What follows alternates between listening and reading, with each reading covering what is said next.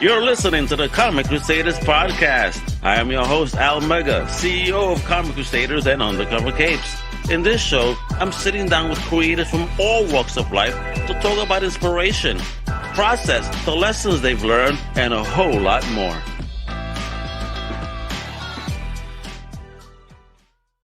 Wepa, what up, mi gente? It's your boy Al Mega. Welcome to a brand new Comic Crusaders Podcast. And today, indie greatness is going to be coming at us. Wepa!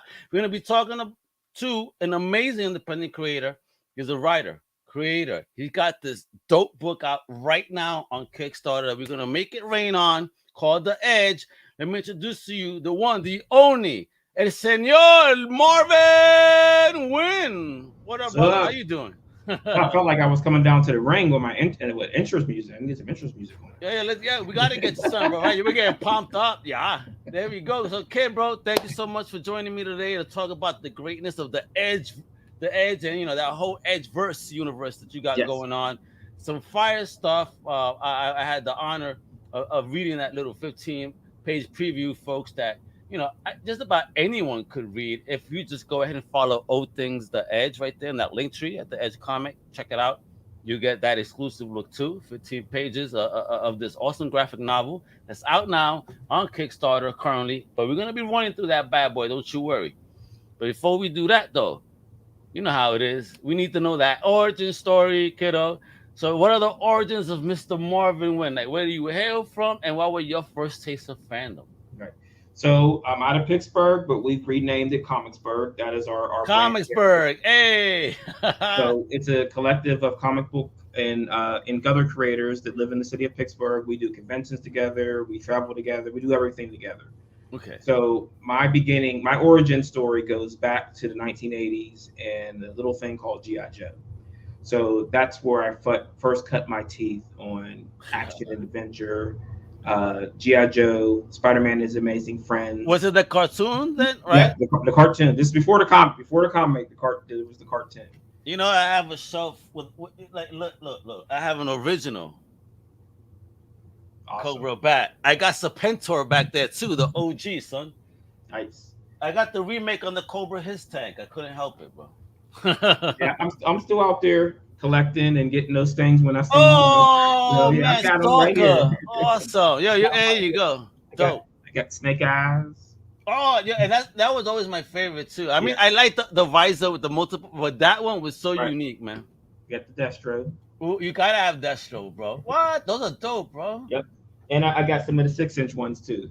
So Spider-Man is Amazing Friends, G.I. Joe, and I wasn't introduced to comic books until the G.I. Joe. Then they started advertising the comic book during the cartoon. Yeah. So it was like the adventure continues. Hit to your newsstand to get G.I. Joe. So newsstand, they used to say. Newsstand. Yes. And my grandmother worked at a hospital on the other side of town. I called her. I said, "Grandma, can you pick me up some comic books on your way home from work?" She goes, "Yeah." So she stops in the local 5 and dime. It was called Murphy's. All right. In downtown Pittsburgh, and she went in. No relation to RoboCop, right? No. Well, actually, RoboCop was some scenes of RoboCop was filmed here in Pittsburgh. Oh, that's what I'm saying. Because Murphy was his partner. Yeah. At the industrial scenes were actually filmed at an old industrial plant here in Pittsburgh. All right, bet. So she spin a rack, pulled the G.I. Joe. This was G.I. Joe issue number 2. So wow, really? Was my first issue. Yeah, and that was like the rare one back in the day, especially if you got the new. Did you have with the newsstand barcode? Do you remember? I think so. I don't remember which one it was, and I don't have the book anymore, so I can't really say. Yeah, all the moving around and everything, things got lost in the sauce, I'll say. Got lost, or somebody jacked it. Hey, somebody jacked it, probably. So reading G.I. Joe, and you see the ads for the other books. So then you go back to the spinner rack and you look and you're like, oh, look, Captain America. This looks like a good book. I don't remember which Captain. I know it was 75 cents. The book cost. I don't remember which one it was for Captain America. Had to be the Grunwald era. Had to be. Yeah.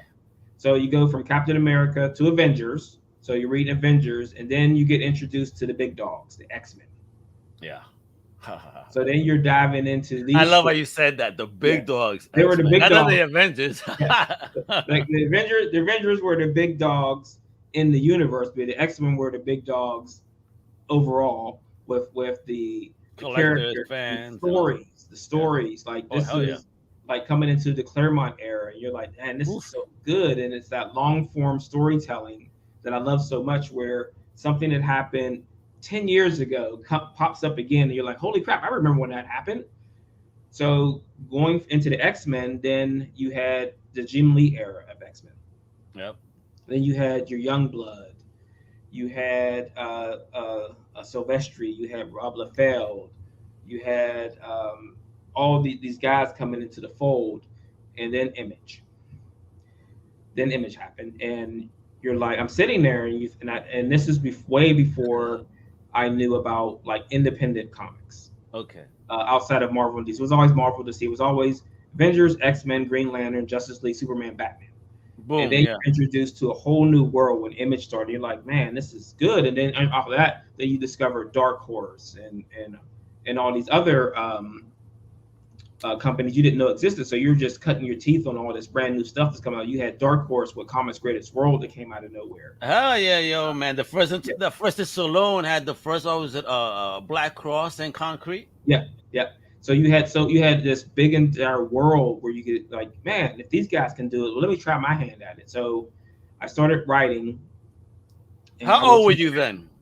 I just graduated from high school, so 18, 19. All right. And you realize that as I was writing it, that it wasn't good at all. It was terrible. And I will tell everybody who wants to listen that writing comics after reading comics is not anything that's ever going to help you. You have to expand out.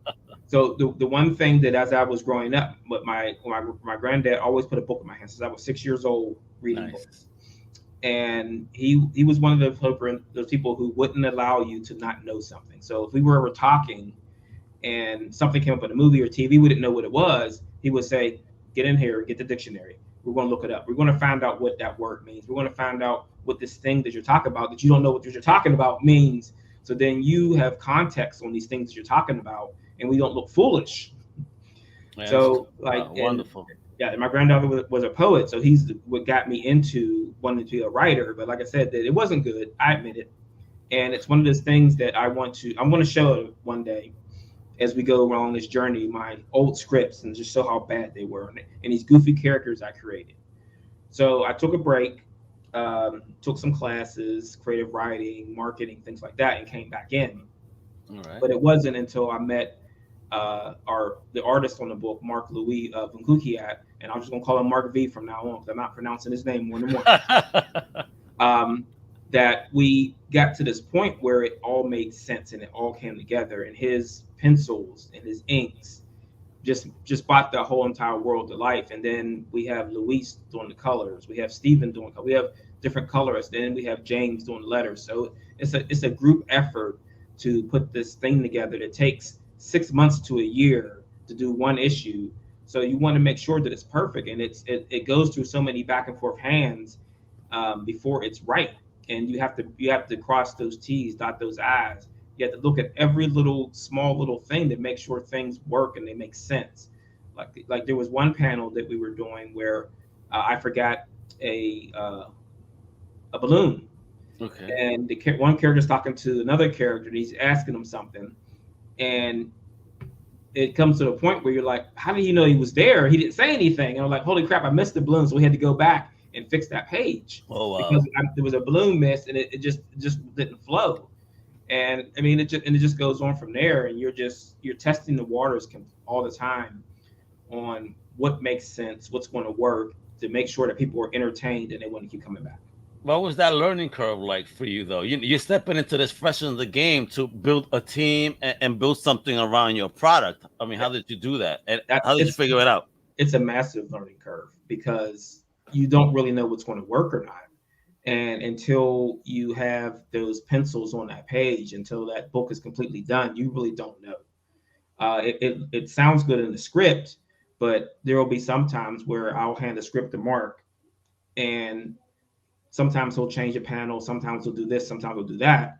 And then he has to send it back. I have to change the script because the balloons won't fit anymore, or it goes off into a direction I wasn't expecting. I'm like, oh, let's do this instead. So I have to rewrite the script again to make sure things fix. And then when it goes to colors, we have to come back again, make sure the lighting is right, make sure that it's focused on the right person in that panel. Then when it goes to letters, it has to come back again to make sure that it makes sense and there's no spelling errors and that everything is in perspective on the page to make sure that it flows when someone's reading it. Because if there's a break, like I've seen books where, you know, we read left from right, where the person, you're taking the person from left to right and then down and then back to the right and then back to left, possibly, where like a character leaves the panel on the right but then comes from the other side on the right again. I'm like, you can't do that. If you're going in this direction, you have to come back in the other direction. So it's work, and it's just to make sure that it makes sense. And when someone's reading it, they're not like, I don't know how to read this, and they just put the book down like I'm done. Yeah. Let me ask though, because you know, here we go get into the creation, but I want to know while you were growing up and being a fan of this, you know, and your family obviously was involved, but did you ever find a tribe of like-minded kids growing up that you were chilling with at the comic shop, or was it kind of a solo lone wolf thing for you? Oh no, we had a group of people. Like we would go. So our thing was on New Comic Day when we finally discovered comic shop. I didn't know there were comic shops. Oh, you did? there's like 6 of them in the city. I didn't know anything about it. Oh damn! Really? Yeah. For as small as Pittsburgh is, we have a huge comic presence. How did you feel when you found out 6? You're like, damn it, right? Why you hiding from me, Mom? Dad, damn. So we would go to the arcade. We would play Ninja Turtles was the big thing then. Dropping quarters and shit. Back in the day, folks, $5 worth of quarters into the machine. We would hit up our gyro place, Mike and Tony's, and get gyros. And then we would go to the comic shop. So there was like 4 or 5 of us. That sounds like such a great afternoon, bro. Yeah. So we would hook up and we would do this after school. We take the bus downtown and hit up the comic shop, and it just became a thing. But then I was the only one that stayed with it. And everybody else went off and did other things. But I mean, it's those things where you find something that powers you forward, and you want to stick with it and see where it's going to go. Yeah. And you see like the fruits of your labor on those kind of things later in life, and you realize that, man, if I had gone in that direction, I wouldn't be doing what I'm doing now. Look at that. Folks, we're talking about him going in all these directions and whatnot. Let me pull up songs to the screen because he got this dope Kickstarter, right? He's building this team to do this type of work right here, all right? So check it out. I'm going to bring it up right now. The Edge. Check out that. Let me put us in the better. You don't want to see our big heads on the side. There we go. All right, so check it out, folks.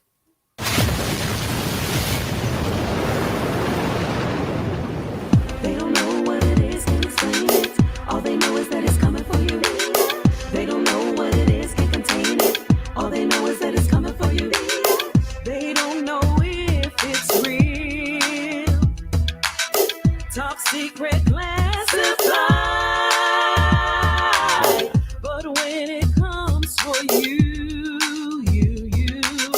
You better run and hide.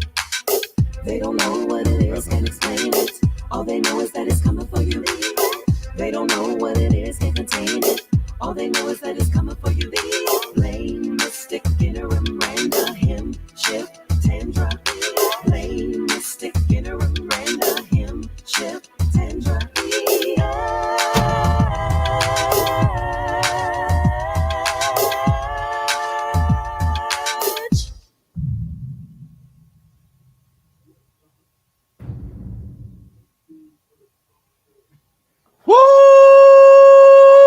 That is fire, folks. Did you see that? And that intro, that music, that is so dope. That's my cousin. So that's your cousin? Hey, yeah. Salute. Yeah. So we got like our family is very creative. So that's a wonderful thing. Bro. Yeah, that's just putting all the pieces together in the one. Yeah, let me tell you, I already just because of that intro. When's the show coming? Bro, that is so fire though. It's fun. Who wrote the song? Was it you? She did. Hey, Cuzzo, is she a comic book fan too?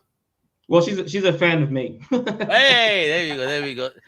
She supports Cuzzo. Gotcha. Yes. So look at this, folks. This baby looking for 3,500.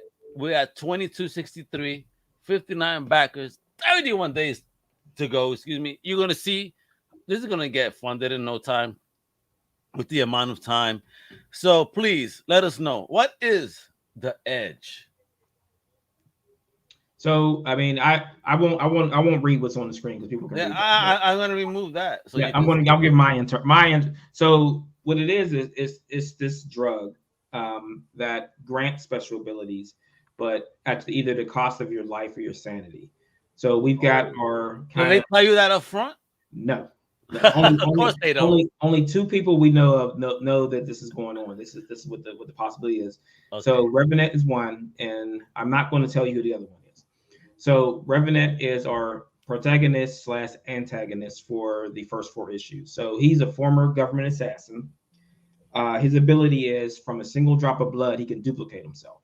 Oh shit! So really? Once he's in the he's immortal. I won't say immortal, but we'll see. We'll see. We're going to play around with like one of the things is the first person that someone I talked to about this when I was talking about his ability said when he's reading the book, he said he got a new appreciation for the X-Men character Multiple Man. Oh yeah. The way that we use these duplicates as he uses them as shields, as cover, as things like that. But the one thing that we haven't played with yet, and we're probably going to do it, is what if one of the dupes is like, "No, man, I'm not jumping in front of that bullet for you." Right? Hey, bro, I want to live, bro. I want to be with your lady while you're out here fighting because right? We're clones. We're one and the same, aren't we? Yeah. Sickos. So he goes rogue into the world, and his former handler Tartable forms a strike team to go after him. So there's not a lot of who the bad guy, who the good guy is. It's that gray area because now it's about survival.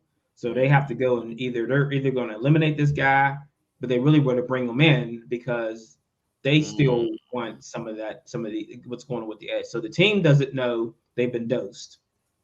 So they don't even know they have this in them. No, they're using these powers that they can't control. Like it's not. I don't consider the powers to be a muscle memory.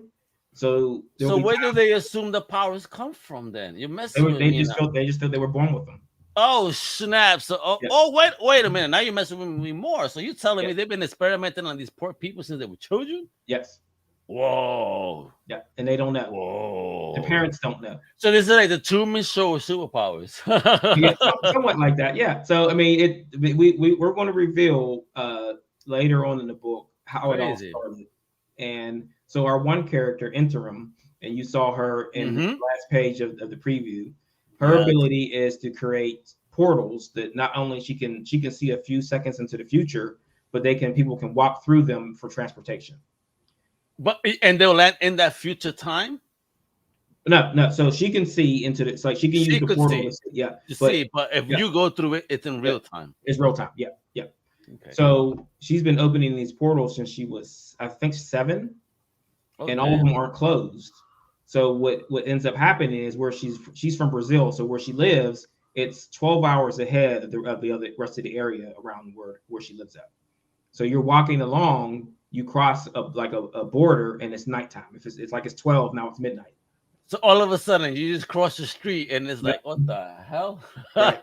Bro, I'll get freaked out so quick. I ain't staying there. Right. So her powers are kind of messing with the little time space continuum a little bit. Oh, that's cool though. Almost on that Scarlet Witch level where she was controlling, but this is actually controlling time itself. Right. Oh, dope. So that's just one of the little minuses on these abilities because she can't close them anymore. So they become too powerful for her to actually close the portals down. Gotcha. And look at this cover, folks. Holy shit. So can you introduce the cast of characters that are on this particular page? So from the top going this guy? to the left to the right, that's Mystic. Okay. Then this guy? That's Bolt, Randa, Interim, him, Blaine, and Shift. Ooh. And this is a gorgeous cover. I love when people do this kind of framing around the heads. Mhm. It's so old school. Like I Yeah. could see this on the corner box of your comic Right. book. That's the Bohemian Rhapsody. That's Queen. It's beautiful, bro. Yeah. Gorgeous. I mean, and then look at the art. So again, for you to find who you wanted and Mhm. your vision for this, was it a long-term process for you to Yes. find the right person? And Yes. what's long-term for you? What was it? Years.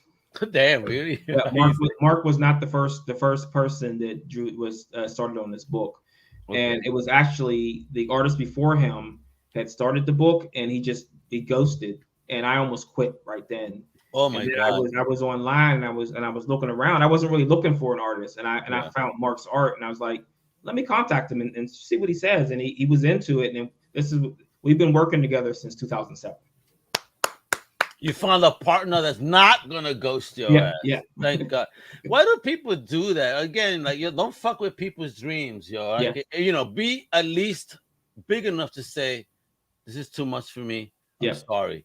And you know, that way they could go on their way. You know, thank God you didn't give up. You know, I'm happy. What propelled you not to give up? To be honest, I mean, finding Mark. That was it. That's it. I mean, I like I said, I wasn't really even looking, and I just. What was your mindset though when you felt ghosted? Because again, this is an experience that a lot of indie creators go through. Because again, this is the Marvel DC. It's not that they locked on the contracts and shit, you know. Right.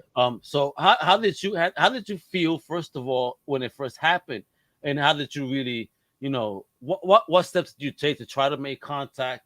Mm-hmm. And then obviously you healed with homie here. Wonderful. Right. You know, this was the plan all along, apparently. Right. But how did you handle it as an independent creator? I mean, you just like you keep reaching out to the person. You know, you're sending emails, you're messaging them on social media and things like that, and the page where you met them at. And after like a couple weeks, you're just like, okay, well, I guess he's not interested anymore. So do I move on or do I just give up? And like I said, that I was in give up mode. I was like, all right, so I guess this isn't going to happen. So let me just wrap things up and just say it's a done deal. So what was that space of time between that moment that you wanted to give up and you finding homie? It was about six months to a year. Wow. So you did give up then for X amount of time. Yeah. Wow, bro. I mean, kudos on you for beating that. Because sometimes, you know, we are our own worst enemies as creators sometimes. You know what I mean? So, you know, just kudos on you for, you know, besides Mark, there must have been more that made you say, okay, I still believe in this. So what was it, other than Mark? There had to be more, but I'm trying to pull it out. I think that was the new fire in me that said that, man, this is good. And then we were able to find a publisher for the book too. Well, also nice. But then that turned this way. So okay. It's like I say is that I don't want to give away all the good juicy stuff up front because we want to do this on the show that I was talking about. You got a show coming, drive into that stuff and just give that people to say that I got knocked on my ass continuously with this book, where I felt, this is finally going to happen. We're going to get this done. And then boom, knocked on my ass. So you get up, dust yourself off, you try again, and again, another hit. The Tyson is hitting you every time, right? It's like you just get knocked upside the head and you're like, I should just go down and just lay down and don't get up. No, bro, you gotta fight a spirit, kiddo. Right.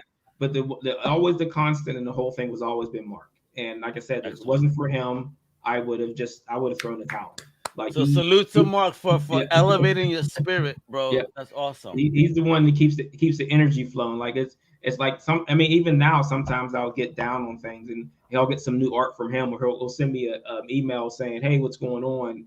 Or even I'll get some praise from a store, a retailer, where they're saying, man, this is a really great book. I'm really glad you reached out to me, and I shared that with Mark. And we just enjoy that and say that. Or I'll get an email from a customer or a fan. They're like, man, I can't believe how good this book is. And I'm really glad I found it. So, man, it's just all those pieces coming together Yeah. But having a someone that you can count on is one of the most important things. It's a key. I understand that as a creator myself, Josh. You could get all the love and support from people within the community, but sometimes you need that from someone you call friend or your spouse, whomever it is. You need that. Yes. Which is important. So, folks, again, it's okay. I love talking about things like this too, because that's part of mental health issues too. Because as creators, we deal with that too. Right. You know what I mean? But I mean, looking at this, the only mental health this causes me like shit. Where can I buy this cover? Yo, this is fire! Right. Yo, bro, what is this? So this is Blaine versus Revenants. So you see, Revenant is a blade head. He likes sharp knives. He likes sharp, pointy things. So he's Puerto Rican. So he actually named his Puerto knife. Rican, folks, is okay.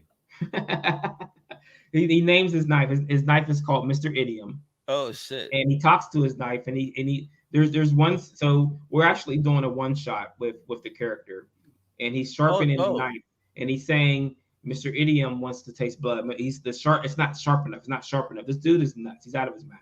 Do you ever put the knife and kind of animate it, like talking back to him? That's going to come up. Bro, because if a knife talks to my ass, bro, that's dangerous. That's such a beautiful cover. This holographic as well. Yeah, prismatic. So this happened because the printer I'm working with, I was asking him, are there any kind of special covers you could do? And he's like, yeah, I can do this prismatic cover. So when I told Mark, put as much fire on there as it went, and then it went to Luis for colors, I said, make this look like it's on fire. Because I'm going to send this out to get it a special cover, and let's see how it turns out. And that thing looks beautiful in sunlight. It's like gorgeous. It's really hard to tell from there, but I put it in the sunlight. I could tell.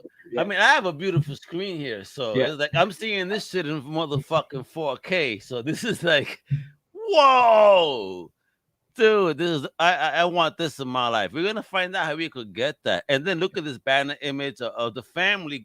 So are these the antagonist versus the protagonist in this scene? So you've got Revenant, and then on the right side, on this side Chaos. Over here. Yeah, so that's Chaos with the green. So his team is called the Reign. So our next chapter of the book is called The Reign of Chaos. Oh, villainous book. Yeah, love it. I'm all about villains, my brother. Hey, look at this, yo. Woo! What a gorgeous cover, bro. So that one is an add-on. What's going on here, bro? That's the cover by Netho Diaz, and that's just Blaine and Revenant going at it again and again. How did you get Netho? Yeah. Yo, Neto's a boss, bro. Yeah. I've seen a lot of his art. Yeah, we've got two covers from Netho on here. Yo, look how boss this cover looks though. That shit is sick, bro. Sick. So sick. So look at this. This is so in the trade paperback. There's going to be a preview of 3 different one shots. Okay. Rush, Revenant, and then Angel Wing. So Rush is a story that's set in Pittsburgh, where a vial of the Edge is. You mean Comicsburg? Yeah, I'm sorry. Set here in Comicsburg, where a vial of the Edge is out in the open, so it's being auctioned off. So all these nefarious elements come to the city, and they're all trying to get their hands on that vial. So this is actually something that's been in the planning stages forever.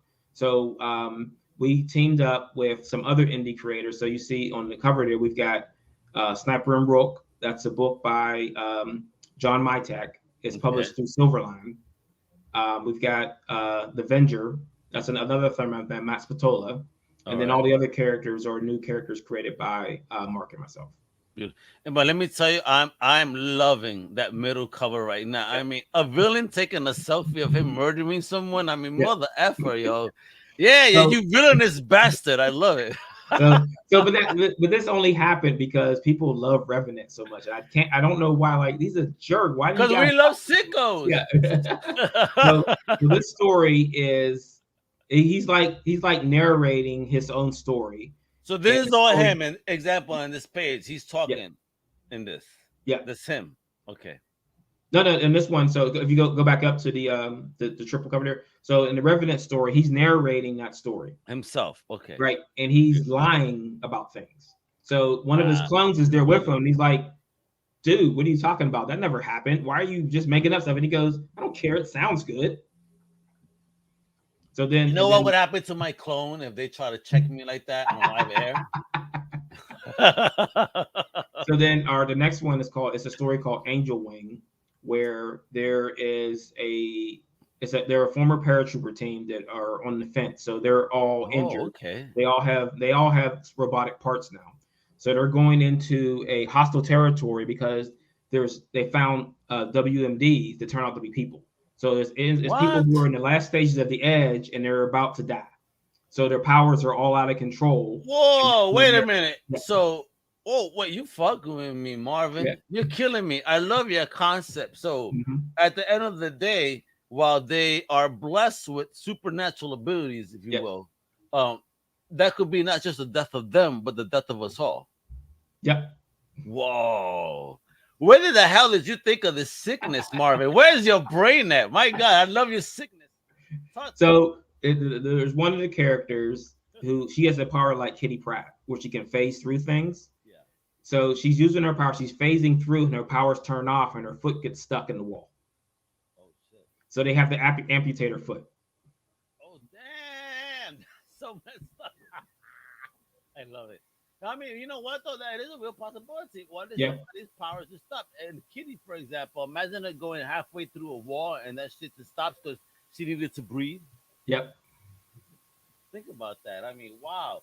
I mean, it would be a very messed up scenario. Her body's gonna get split. It's not gonna be part of the wall. It's gonna get split. Right. You're messing with me, bro. My imagination is not running wild, Marvin. I'm a dangerous man with imagination.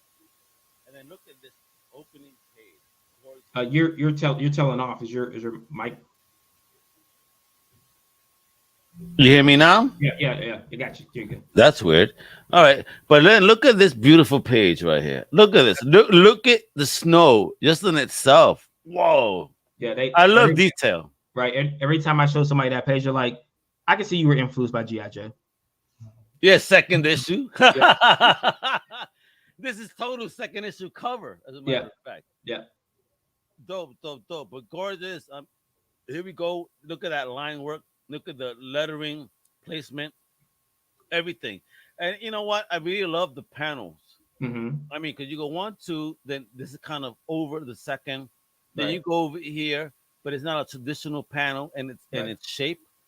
I mean, talk about the design and that panel work. I mean, is that with intent?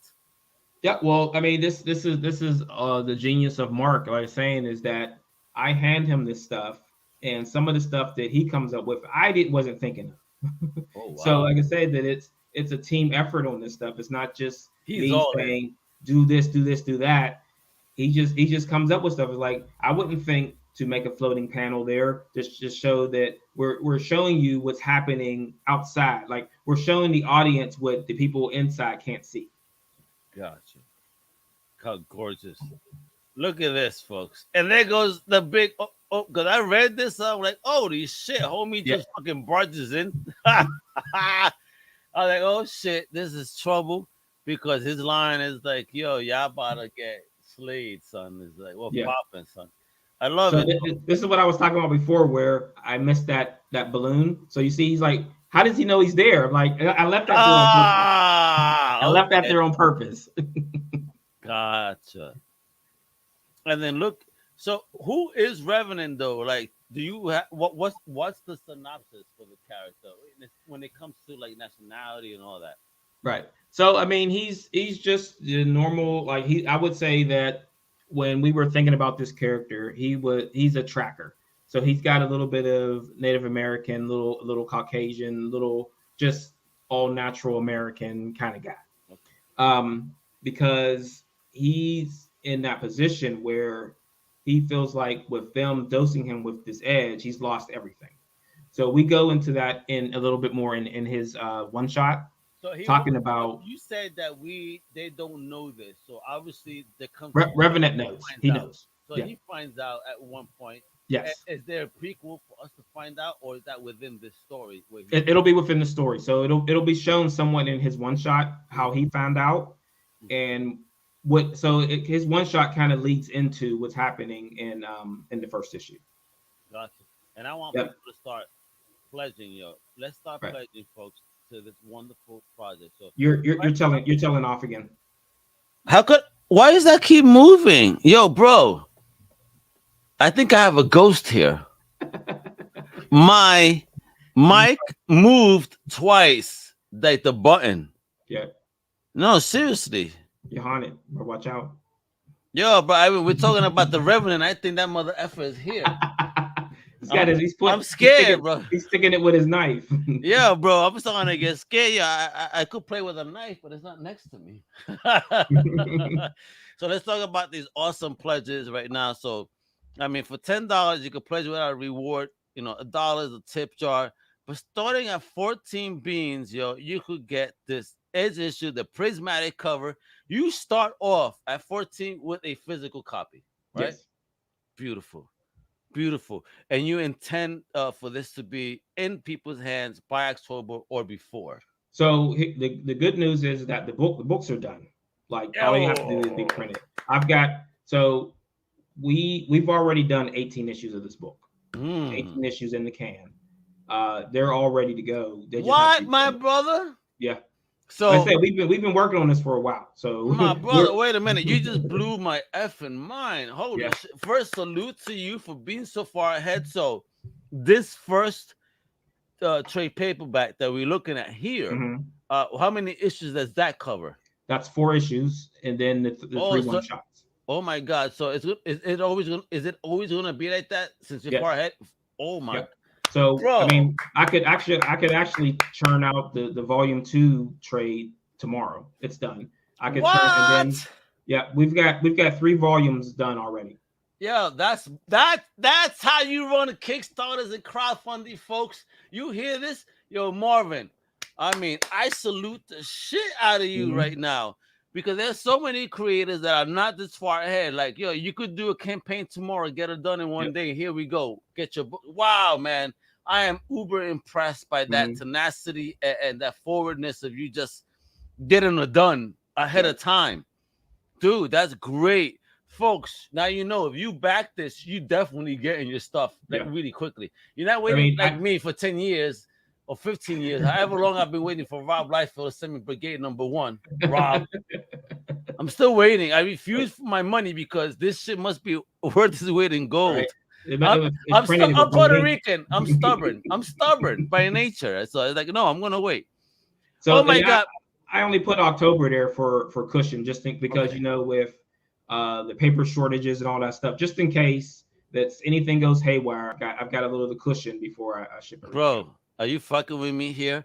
Are you telling me that I could have a nice cup of coffee as I read this book? Yeah. So I mean, I've got the coffee's right here in this box. I already got it. Wait, show me this. Show me this coffee.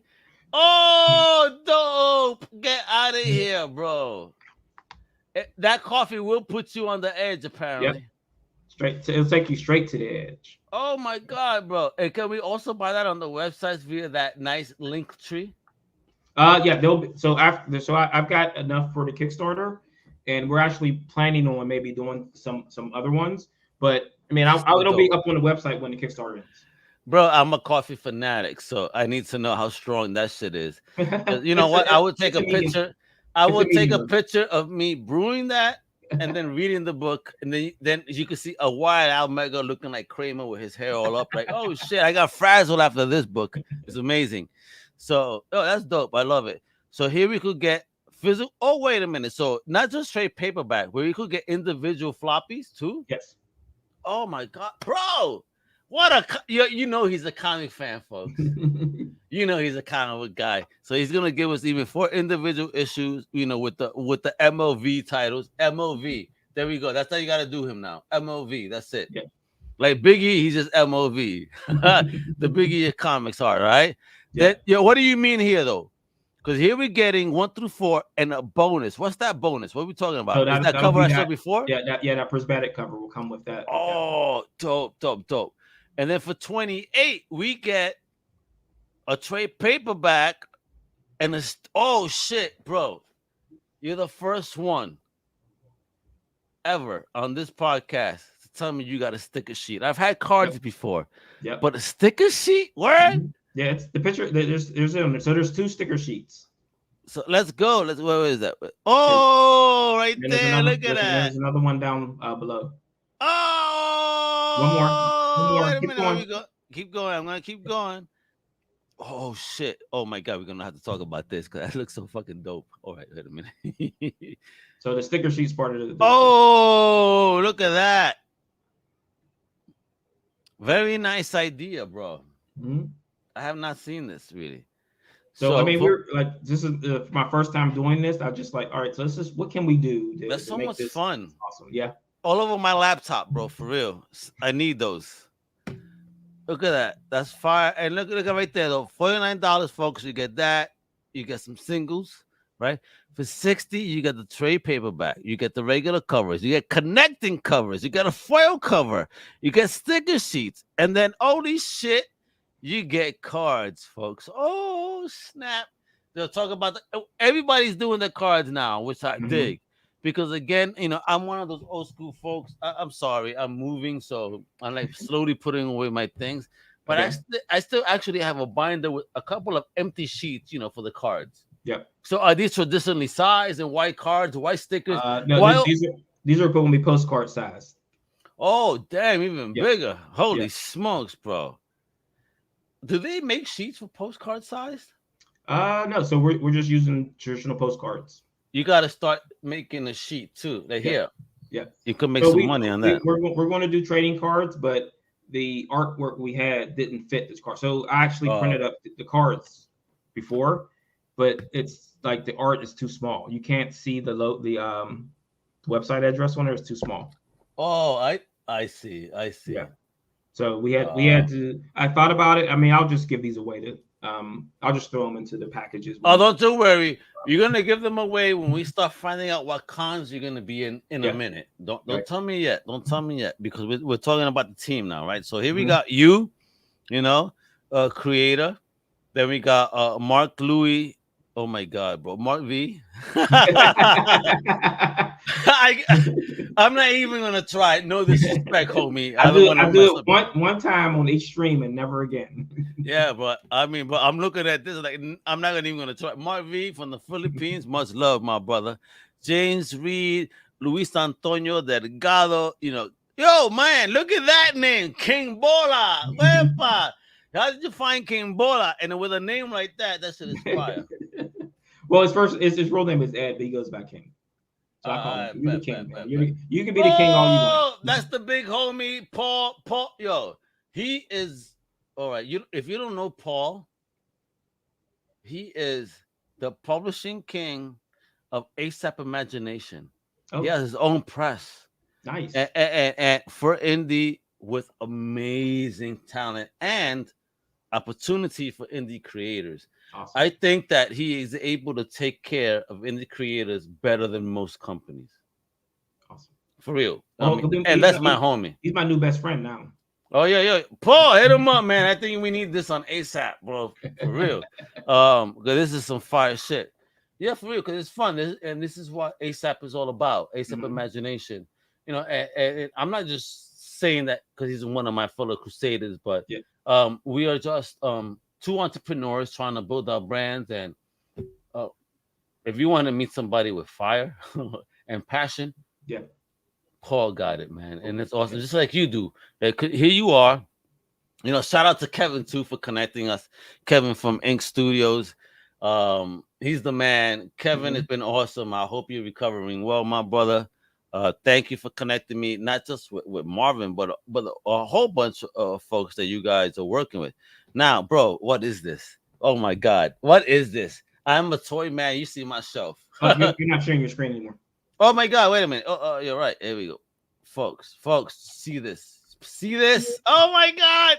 So, bro, what is this? This came about a couple of years ago. I found a company that was doing Paulie stone figures, and I saw that, and I'm like, man, I just gotta get into this, and I've got one right here. No, you don't. It kind of got broken, but you can still see that it's pretty good. So I've got you were playing hard in the backyard with that one. Right. So I've only got a few left. So I've got 6 left. Out of I had 100 originally. So that's gorgeous. So what tier do I need to be in to get that? That's an add-on. Because there's only 6 left. So does it articulate at all? Or no, this one's not articulated. Okay. But if you want to pop over to the link tree in a couple of minutes, we got something coming. Folks, let me pop up that link tree. You're gonna need this in your life. I mean, look how dope that looks. And if he's gonna give us an articulated one, I'm dying right now. Don't you do this to me. I'm trying to move and buy boxes and shit. You're about to make me spend my box budget on the figure right now, bro. What's going on? There you go. No, Paul. He says, thank you, both. Much love. Nah, bro. It's because he is. Again, when we celebrate indie, we got to celebrate it as a whole. When we have indie, see, that's indie supporting indie. How awesome is that? Yeah. See, this is what I find special. That's what it's all about. Like because I started that indie network, and I was the one who created that. And I created a curated list of every indie friendly store in the United States. Really? Yeah, I created it was 2 years ago during the height of COVID when Diamond had shut down. Yeah. And there was this group. They fucked Facebook. A lot of people. Yeah. There was a group on Facebook called Plan C. So all these retailers were in this group, and they were like, "We need product. We need product." So while that was going on, we were shipping them stuff, and I'm just making this list. And I gave it to everybody for free. I was like, here's the list. Do your thing. It's got phone numbers, it's got email addresses. For you to I know Rubber Chicken and Friendly Neighborhood Comics is there, right? Yeah, yes. Because I mean, when I lived in Massachusetts, they gave so much love to indie. I was impressed. I mean, even any random day, they would have an independent artist at their shop doing signings. I mean, see, that's the power of LCS, folks, to not just show the big two, but show those premier and independent creators like Marvin, Yeah, like I said, we've got massive amounts of stores here in Pittsburgh, and I'll say that every store has the book except 2. So I gotta ask here though. So do you have a retailer package for these books available on the Kickstarter, or is that something where they should contact you? No, it's on there. It's the last one. The last one. Let's go. The $80 one that gives you 5 of everything. So hold on, I want to find it because you know what though. There it goes. All right, folks, let me show it because I need retailers to get involved, because if you guys are talking about you don't got shit, let's get some good shit right now. All right, some good stuff. So check it out. For $80, you get 5 copies of Edge 1, 5 copies of Edge 2, 3, 4, 5 copies of and a sticker sheet. Holy shit, for $80, yo, dude, I think this is the best deal I've ever seen being offered from a Kickstarter creator for retailers, to be honest. Well, I priced it for them because I don't want to oversell it, but they want to make sure that they can get something, and then they can be able to flip it to their customers. Yo, my folks, please, retailers, listen. You're getting 25 copies, 20 floppies, 5 trade paperbacks for $80. As a collector, you can even walk into a shop and pull out 25 fucking books for $80. Impossible. Salute to you, bro. Kudos. What an amazing. And look, you even got all gone already. The $21 pack, the $20 gone. Because people believe in this amazing product, bro. So the second one was, so including with that one deal, we talked. It was a new streaming service called Heroes Live TV, and they gave us 4 yearly subscriptions for the Kickstarter. Oh, what? So, bro, I gotta know something before we go, because you got this awesome project going on now, right? Are you doing any conventions this year where we could get autographed copies and pick this up right from your table? Yeah. So coming up on June 4th and 5th, I will be at Three Rivers Comic Con here in Pittsburgh. That's going to be our big show this year. Is that the biggest show in Pittsburgh? It's not the biggest show in Pittsburgh. Hopefully it will become big. Our biggest show here is still CityCon. Okay.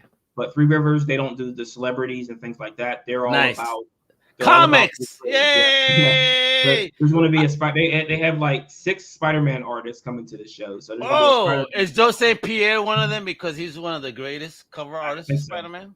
I think he's on the list. But we're also going to be doing a panel called From Script to Store, which is actually going to be the kickoff to our series, where we're going to go through the whole entire gamut of me sitting in the dark, punching myself in the face because I can't get something to work in the script. Bro, I love that, but honestly, I don't know how many episodes it's going to be, but we're going to make it happen. So I'm also doing, as far as bigger shows, I'll be at Terrific Con. Oh, you will in Connecticut? Awesome. Shout out to Mitch. Yeah, I'll be at C2E2. Nice. In Chicago. I'll be at Baltimore Con. But, and then a few other here and there. I was supposed to be at MegaCon this year, but I had to skip it. But next year I will be at MegaCon. Oh man, you mean I could have met you? We could have had a beer together or a Florida slice. I mean, I could bring you a New York style slice from where I'm at.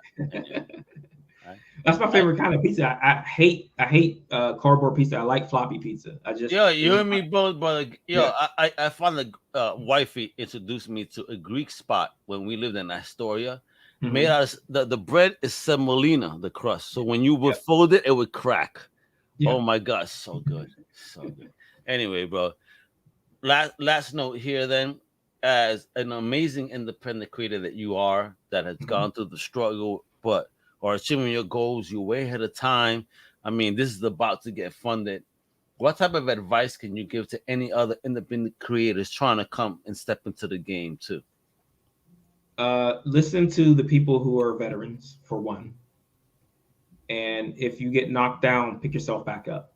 What I say is that I've got knocked on my ass continuously over the years trying to get this thing done. And it's I think that you learn a lot from your failures.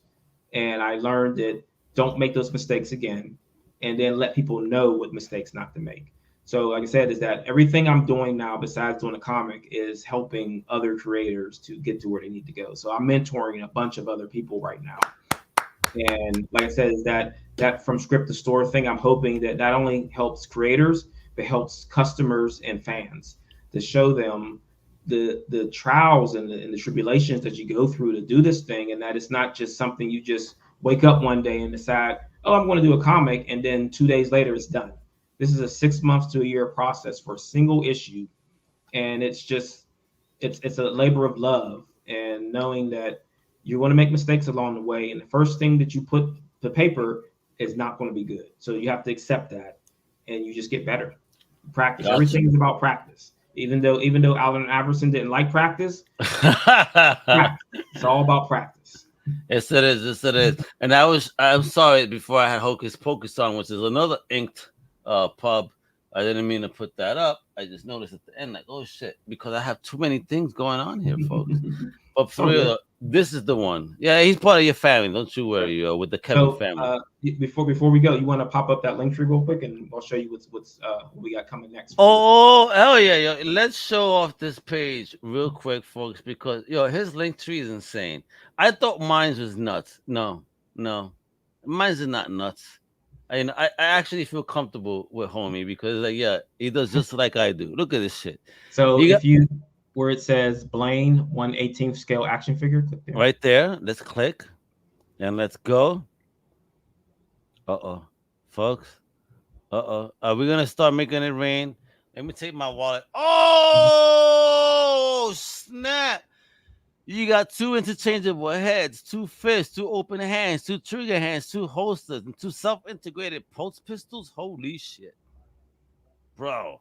So this is for pre-order right now. We're going to stop the pre-orders after the Kickstarter ends, and I'm probably going to have to kickstart this. But if you go back to the link tree again, I just want to say though, 25 points of articulation. Yeah. Holy smokes, bro! Where is it? There should be where is it? Should be a video for that. You mean this one? No, that's just my one. Well, I think it's on there. Well, go back to the store, the Eswit store. Which one? Okay. Yeah. I think the video is in that is in there. I think it might be that first image there. So go to the Blaine action figure and click that first box. I'm clicking it. No, it's not there. Oh, I thought I put No the video. No video. But I mean, look at that. And then this one has articulation, folks. Right. And I mean, for 25 points of articulation for $30, that's actually a fucking major deal. Yeah. Oh, is it where it says show more on the right there? Is that it? Is it Yeah, this here one? it is. There you go. Yep. So Okay. Hold on, folks. Let me stop it to add audio because my Streamyard is that funny. I gotta make sure it should just add audio automatically. That's my opinion. But you know, hey, let's take a look at this awesome video.